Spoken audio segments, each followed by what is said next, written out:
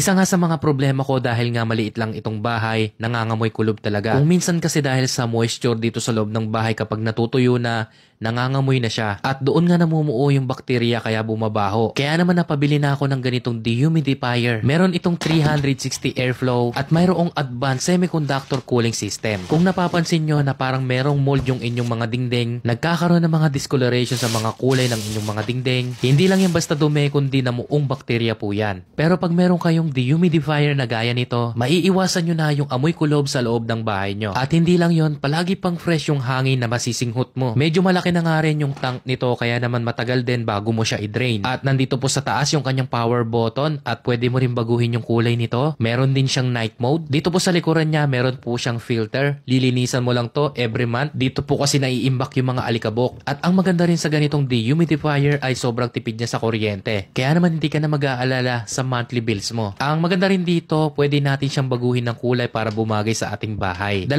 araw ko pa nga lang tong ginamit pero ganito na karami yung tubig na higop niya. O siya, kung gusto mo rin ng ganitong dehumidifier, ilalagay ko na lang to dyan sa yellow basket. Check out mo na lang kung gusto mo.